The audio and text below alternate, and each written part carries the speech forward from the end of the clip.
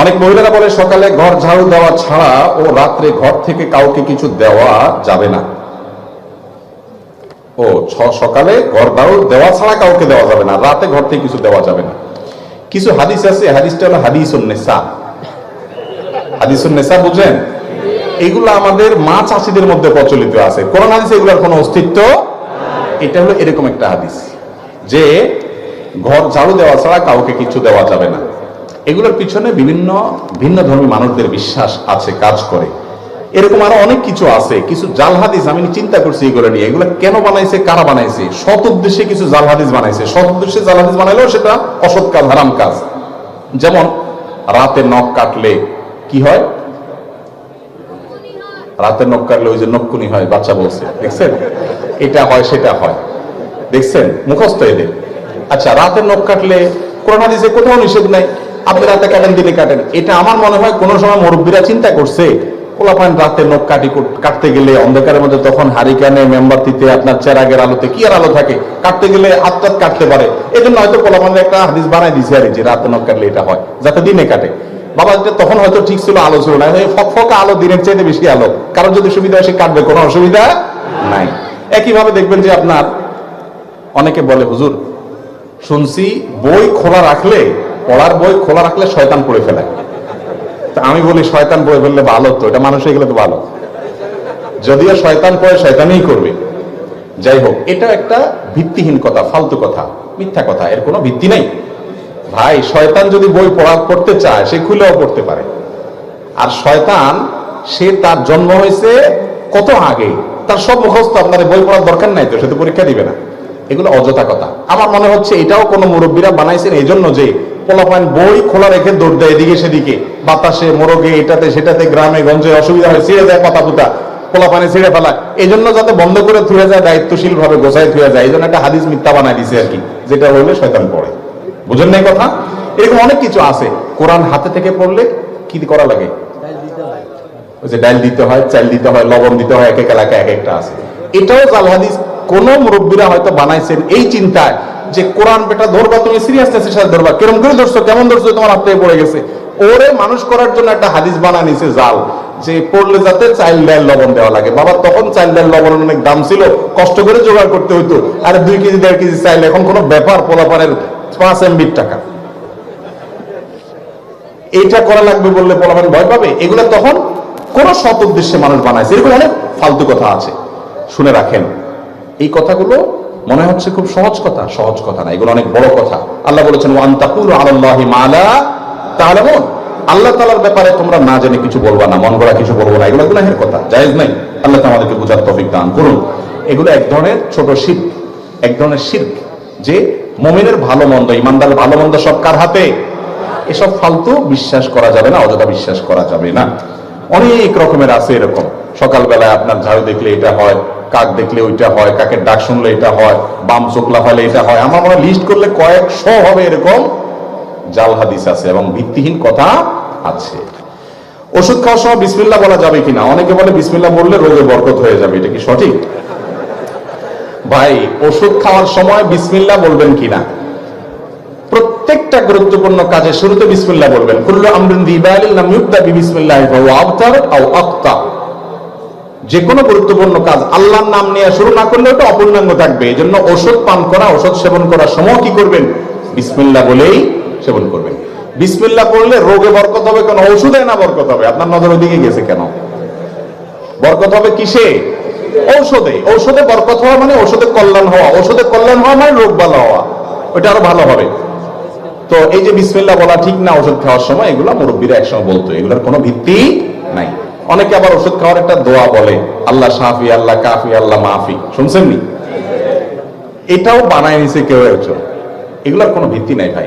আল্লাহ শাফি, আল্লাহ শেফা দানকারী, আল্লাহ কাফি, আল্লাহ যথেষ্ট, আল্লাহ মাফি। মাফি মানে বাংলা মাফি, আল্লাহ নাই, নাউজুবিল্লাহ, ওই অর্থ না। আল্লাহ মাফি মানে আল্লাহ মুআফিন থেকে, আল্লাহ মুআফিন আর কি। তো এই যে কথাগুলো বলা হয়, এই কথাগুলো আপনার বিশেষ করে এই দোয়াটা, এটা কোরআন হাদিসে আসে নাই। আপনি আল্লাহর নামে বিসমিল্লাহ বলে ওষুধ সেবন করে ফেলবেন, ইনশাআল্লাহ আল্লাহ তাআলা কি দিবেন? শেফা দান করবেন। এরপরে প্রশ্ন হলো, মাহরামের সামনে শরীরের কতটুকু অংশ উন্মুক্ত রাখা যাবে? মাহরামের সামনে একজন নারী মাহরাম পুরুষের সামনে, ধরুন শ্বশুরের সামনে, তারপর তার বাপ ভাইয়ের সামনে, যাদের সাথে দেখা দেওয়া জায়েজ আছে তাদের সামনে শালীন পোশাকে থাকবেন, মার্জিত পোশাকে থাকবেন। তার চেহারা, তার হাত, তার পা, পায়ের গোছা, এই অংশগুলো তারা দেখাতে পারেন, মাথা, এগুলো উন্মুক্ত রাখতে পারেন। ফিতনা সংকুল এই সময়ে নিজেকে যতটা শালীন রাখা যাবে স্বামী ছাড়া অন্যদের সামনে, ততটাই নিরাপদ এবং ততটাই সেফ, ততটাই ব্যক্তিত্ব বহন করে। এই জিনিসটা খেয়াল করতে হবে। বাকি শরীয়তের সীমানার ক্ষেত্রে যথেষ্ট আপনার প্রশস্ত। একই কথা পুরুষের জন্য প্রযোজ্য। পুরুষ তার শ্বশুর বাড়িতে আপনার যারা মাহরাম আছেন, শাশুড়ি আছেন, তারপরে যাইয়া আপনার তার বোন নিজের বাড়িতে আছেন, মা আছেন, তাদের সামনে নাভি থেকে হাঁটু পর্যন্ত এই অংশ তিনি ঢেকে রাখবেন, বাকি অংশ প্রদর্শন করতে পারবেন, কিন্তু তাকেও যথাসম্ভব শালীন এবং যথাসম্ভব যতটুকু না হয় না ততটুকু তিনি উন্মুক্ত রেখে চলতে পারবেন ওই মূল অংশের বাইরে। এর পরের প্রশ্ন হলো,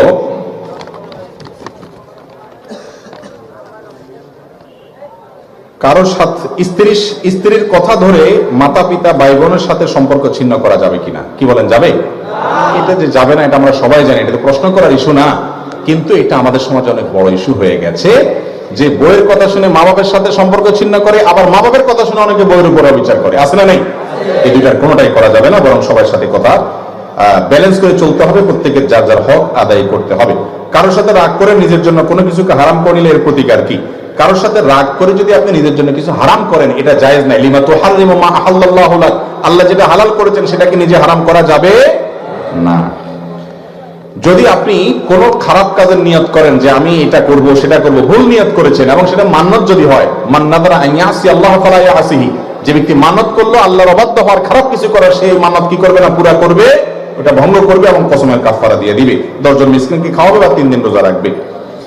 অনেক লোক বাহিরে চলাফেরা কাজকর্ম সব স্বাভাবিক করতেছে, কিন্তু মসজিদে চেয়ার নিয়ে নামাজ পড়া কতটুকু সঠিক? এই প্রশ্ন উত্তর বিভিন্ন জায়গায় দিয়েছি আমরা। যদি সে মাজুর হয়, একান্ত মাজুর হলে কি করতে পারবে? মসজিদে চেয়ারে বসে নামাজ পড়তে পারবে, দাঁড়ানো বা বসার। ভাই প্রশ্ন উত্তর শেষ করে দিব? তাহলে কেউ ঢুকতেছেন, কেউ উঠতেছেন, ব্যাপার কি রে ভাই? জি। এরপর প্রশ্ন হলো, কোন কারণে একটা রোজা মিস হলে কয়টা রোজা রাখতে হবে? একটা রোজা মিস হলে রোজা রাখতে হবে কয়টা ভাই? একটাই। যদি আপনার অসুস্থতার কারণে হয় তাহলে তো আল্লাহ তাআলা মাফ করবেন, আর ইচ্ছাকৃত যদি না রেখে থাকেন আল্লাহর কাছে মাফ চাবেন, তওবা করবেন। আর কাজা হিসাবে কয়টা রাখতে হবে? একটার জন্য একটাই রাখতে হবে। আর এরপরে প্রশ্ন হলো, রাসূল সাল্লাল্লাহু আলাইহি সাল্লাম ছাড়া কোনো পীর বা ব্যক্তির নামে দরুদ পড়া যাবে কিনা? যেমন কোন কোন দরবারে বিভিন্ন পীরের নামে দরুদ আছে, আসসালাতু ওয়াসসালামু আলাইকা অমুক বলি। ভাই দুরুদের ক্ষেত্রে সারা বিশ্বের সমস্ত উলামায়ে কেরাম একমত, রাসূল করিম সাল্লাল্লাহু আলাইহি সাল্লাম ছাড়া অন্য কারোর জন্য সালাত, সালাম, এই সালাত শব্দ ব্যবহার করে দুরুদের যে ফরম্যাট, ওই ফরম্যাটে স্বতন্ত্র দুরুদ পাঠ করা যাবে না। এটা মাকরুহ, অপছন্দনীয়, এবং এটা দোয়া এবং সৎ উদ্দেশ্যে করলেও ভালো না। বরং কি করতে হবে? নবী করিম সাল্লাল্লাহু আলাইহি সাল্লামের সাথে দুরুদে অন্যদের নাম যুক্ত করে, যে তার প্রতি এবং তার পরিবারের প্রতি, অন্য মুসলমানদের প্রতি, অমুকের প্রতি অন্যদেরকে যুক্ত করা যাবে। এটা রাসূল আকরাম সাল্লাল্লাহু আলাইহি সাল্লামের শানের দিকে তাকিয়ে। এরপরে অনেক প্রশ্ন, একটা প্রশ্ন নিচ্ছে এখান থেকে, মৃত ব্যক্তির পাশে কোরআন তেলাওয়াত এবং 4 দিন 40 করার বিধান কি? 40 বিধান শেষ হয়ে গেছে, মৃত ব্যক্তির সামনে কোরআন তেলাওয়াত। ভাই কোরআন তেলাওয়াত করতে হবে জীবিত ব্যক্তির সামনে, তাকে শোনানোর জন্য। যিনি মারা গেছেন তার সামনে তেলাওয়াত করলে তিনি শুনতে পাবেন। ওমা আনতা বিমুসমিইন মান ফিল কুবুর। আপনি মৃত ব্যক্তিকে যেহেতু শোনাতে পারবেন না, তাহলে এবার তার সামনে কোরআন তেলাওয়াত করার কোনো ফজিলত নাই। মৃত ব্যক্তি কেউ মারা গেলে তার চারপাশে, লাশের চারপাশে ঘিরে মানুষ কোরআন তেলাওয়াত করে, অনেক সময় হুজুর বানা করে আনি কোরআন তেলাওয়াত করা হয়, এগুলো ইসলামের নির্দেশ না।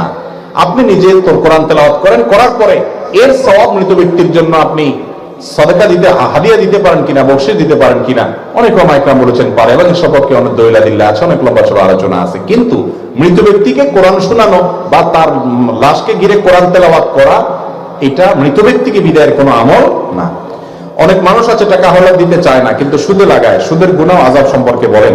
আবার কেউ কেউ আছে হাওলাত নিলে ওই টাকা সহজে দিতে চায় না। খুব গুরুত্বপূর্ণ প্রশ্ন।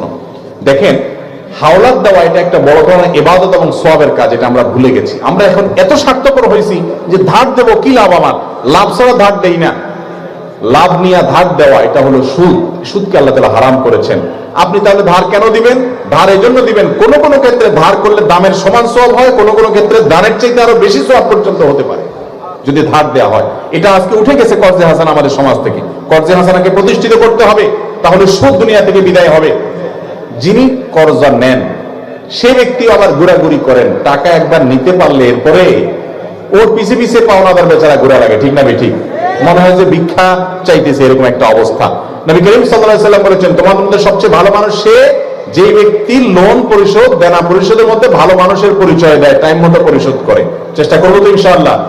লোন নিতে হবে, কাউকে হাওলাত দিয়েছেন, দেয় না দেয় ভয় আছে, শরীয়ত বন্ধকের সিস্টেম রাখছে, কিছু বন্ধক রাখেন, ওই সমমূল্যের জিনিস রাখেন, যদি সে গড়িমসি করে ওইটা বিক্রি করে টাকা উঠাতে পারবেন, তাহলে তো সমাধান হয়ে গেল। এই জন্য হাওলাত দেওয়ার সিস্টেমে আমাদেরকে আসতে হবে। এটা দুনিয়া থেকে বিদায় হয়ে যাওয়া একটা ইবাদত। ভালো মানুষরাও আজকাল হাওলাত দেয় না, কারণ স্বার্থ ছাড়া কিছুই করে না। আল্লাহ তাআলা আমাদেরকে বোঝার তৌফিক দান করুন। আমাদের সমাজে চা দোকানে দেখি একজন আরেকজনের পিছনে বদনাম পরনিন্দা গীবত করে। গীবতের গুনাহ কি হুজুর? গীবতের গুনাহ তো আমরা সবাই জানি, আল্লাহর কাছে সবচেয়ে জঘন্য পাপগুলোর মধ্যে একটা হলো গীবত করা, হারাম। নিজের আপন ভাইয়ের গোশত খাওয়া, মৃত মরা ভাইয়ের লাশের গোশত খাওয়া যেরকম ডেঞ্জারাস অপরাধ এবং নোংরামি, কোন মানুষের পেছনে তার সমালোচনা করা সেরকম নোংরামি এবং অসভ্যতা। চা দোকানগুলো বেশিরভাগ ক্ষেত্রেই আমাদের দেশে এটা চায়ের দোকান না, এটা গীবতের দোকান। এটা কিসের দোকান হয়ে গেছে ভাই? শুধু গীবতের দোকান না, এটা একটা open talk show. Open talk show বোঝেন? টেলিভিশনে যেরকম টক শো হয় 2-3 জনে, এখানে ওপেন টক শো হয়, 24 ঘন্টা টক শো চলতে থাকে, বিভিন্ন পলিটিক্যাল ইস্যুতে, হাইপোথেটিক্যাল ইস্যুতে, বিভিন্ন বিষয়, ঠিক না ঠিক? ভাইরা আমার, আপনি চার দোকানে বহু জিন্দেগি কথা বলেছেন। আব্দুল্লাহ জানেন একটা কথা বলতেন, রহমানুল্লাহ একটা কথা বলতেন, যে আপনি চা দোকানে বসে 20 বছর 30 বছর ধরে আড্ডাবাজি করছেন এবং বহুত গাল গল্প করেছেন। কি লাভ হয়েছে? 10 টাকার মালিক হয়েছেন? 10টা আমলনামায় সব লেখা হয়েছে, বরং গুনাহ বহুত লেখা হয়েছে। ওই টাইমটাতে নিয়ে নিজের স্ত্রীর সাথে একটু মহব্বতের কথা বলেন, আমলনামা কিছু সব লেখা হবে ইনশাআল্লাহ। কথা কি বুঝাতে পারছি? আল্লাহ তাআলা আমাদেরকে গীবতের ভয়াবহ গুনাহ থেকে বেঁচে থাকার তৌফিক দান করুন। মহারণা দেওয়া ছাড়া স্ত্রীকে স্পর্শ করা যাবে কিনা? মহারণা না দেওয়ার গুনাহ কি? মহারণা দেওয়া ছাড়া স্ত্রীকে স্পর্শ করলে জেনার গুনাহ হবে না বা গুনাহ হবে না, কিন্তু স্ত্রীকে মহারণা দেওয়াটা এটা অবশ্য কর্তব্য, স্ত্রীর হক, অধিকার। যদি না দেওয়া হয়, কিয়ামতের দিন স্ত্রী এটা আদায় করে ছাড়বে, সেদিন কেউ কাউকে ছাড়বে না। এই জন্য মানুষের কাছে, দেনাদারের কাছে, পাওনাদারের কাছে যেরকম আপনি দেনা থাকেন, স্ত্রীর কাছে আপনার দেনা হলো মহরের টাকা। মহর এই পরিমাণ ধরবেন যেটা দিতে পারবেন। 10 লাখ টাকা ধরবেন, 10 টাকা আপনি বেচা যান না, এই মহর ধরা ঠিক না। যতটুকু ধরবেন ততটুকু কি করতে হবে? দিতে হবে। আমাদের সমাজে অনেকে বলে নতুন বিল্ডিং করার সময় ঘরের কিনারে, ঘরের কোন পিলারে স্বর্ণ অথবা রূপা দেওয়া লাগে, না হয় ঘরের অমঙ্গল হয়। এটা সম্পূর্ণ শিরপূর্ণ বিশ্বাস। স্বর্ণ এবং রূপা মানুষের কোনো লাভ ক্ষতি করতে পারে না। ঘরের কোনায় স্বর্ণ দিতে হবে, মোরগ জবাই করে রক্ত দিতে হবে, এটা দিতে হবে, এটা দিতে হবে, এই সমস্ত বিশ্বাসগুলো শিরপূর্ণ বিশ্বাস। কোনো মুসলমান এগুলো বিশ্বাস করবে না। আমি ঘর করেছি বিসমিল্লাহ বলে, আল্লাহর কাছে দোয়া আছে, আল্লাহ তাআলা বরকত দিবেন। এই স্বর্ণ রূপা, এটার পানি কোনা কাঞ্চিতে দেওয়া, এগুলোতে কোনো লাভ আসতে পারে না, কল্যাণ আসতে পারে না। যদি বিশ্বাস করে কেউ, তাহলে এটা ইমানের জন্য ক্ষতিকর, শিরকে আসগর হতে পারে, কোনো কোনো ক্ষেত্রে শিরকে আকবর পর্যন্ত চলে যেতে পারে, এই জাতীয় বিষয়গুলো যদি সেরকম বিশ্বাস হয়। আমাদের সমাজে প্রায় অনুষ্ঠানে দেখি মানুষকে দাওয়াত দিয়ে তারা টেবিল নিয়ে বসে থাকে, পরে 500, 1000, 2000 দেওয়া লাগে। অনেক মানুষ টাকার কারণে দাওয়াতে যেতে পারে না, তা কি জায়েজ আছে? ভাই, কাউকে দাওয়াত দেওয়ার পরে যদি আপনি টেবিল নিয়ে বসেন, তাহলে আপনার চাইতে বাজারের হোটেলগুলো অনেক ভালো। কারণ হোটেলগুলোর সিস্টেম হলো আপনি খাওয়া দাওয়া করেন, যাওয়ার সময় ক্যাশের কাছে আসলে জিজ্ঞেস করে কত হয়েছে, এত হয়েছে, দিয়ে দেন। বেশিরভাগ এরকমই সিস্টেমের হোটেল আমাদের দেশে, তাই না? আর এটা হলো ঢুকার সময় টেবিল চেয়ার নিয়ে, খাতা কলম নিয়ে বসে আছে, ভাই আগে কি আনছেন দিয়ে যান, খানা পরে, ঠিক না ঠিক? আমি প্রায় বলি ভাই, ডাকাতি করার সময় একটা অস্ত্র রাখে, আর এরা ডাকাতি করার সময় চেয়ার টেবিল আর খাতা কলম নিয়ে বসে, বেশ কম এতটুকু। এটা হলো ভদ্র বেশে ডাকাতি। যুবকরা একটু প্রতিজ্ঞা করেন তো, আমার বিয়েতে কোনো প্রকার চাঁদাবাজি চলবে না। আমার বিয়েতে কোনো প্রকার চাঁদাবাজি আমি অ্যালাউ করব, কিন্তু এটা বুকের বল নিয়ে বলার জন্য কিছু পয়সা করে কামাইতে হবে আগে। মা বাপ বলবে 2 টাকা নিজে কামাইতেও পারে না, আবার বাধাও দিবে, তখন ঝামেলা করবেন কি বলবেন না? এই জন্য হক হালালে কামাইয়ের জন্য পরিশ্রম করবেন, যুবকরা পরিশ্রমী হবেন। এর পাশাপাশি আপনি এই অনাচারের বিরুদ্ধে দাঁড়াবেন।